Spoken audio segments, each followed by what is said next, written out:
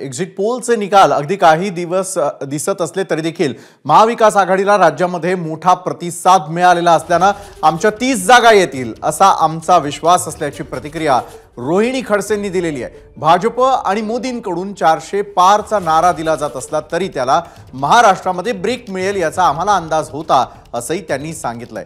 याच संदर्भात त्यांच्याशी संवाद साधला आमचे प्रतिनिधी चंद्रशेखर नेवे यांनी। काय सांगाल तुम्ही, हे जे काही एक्झिट पोल आलेले आहेत याच्या निकालाकडे कसं बघताय?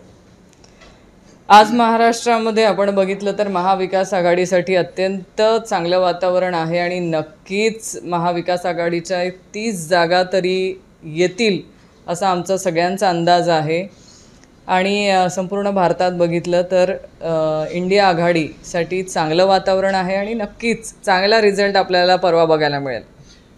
अपेक्षित होतं ज्या काही पोल आलेले आहेत ते नक्की आम्ही वातावरण जे ग्राउंडवरती अनुभवलं त्याच्यावरून आम्हाला अपेक्षितच होतं की आपलं महाविकास आघाडी असेल आणि इंडिया आघाडीसाठी चांगलं वातावरण आहे।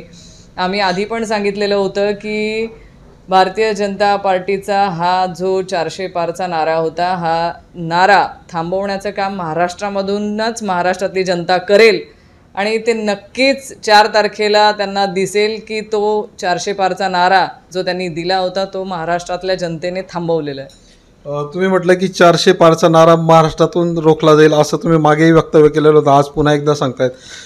राज्यभरामध्ये 50-50चं वातावरण आहे, हे का झालं असं वाटतंय तुम्हाला? कारण 45+ राहील असा महायुतीचा दावा होता।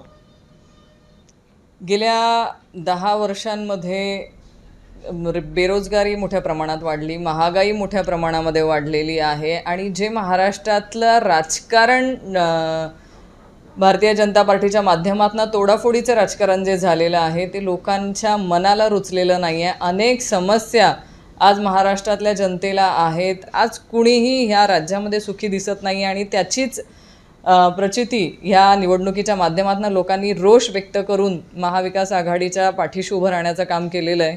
आणि मला वाटतं अजूनही शेतकरी बांधवांना जो त्रास महायुतीच्या भारतीय जनता पार्टीच्या माध्यमातून होतोय ते सरकारवरती हा रोष आहे आणि तोच रोष मतदानातून दिसतोय। चंद्रशेखर नेवे, एबीपी माझा, जळगाव। एबीपी माझा, उघडा डोळे बघा नीट।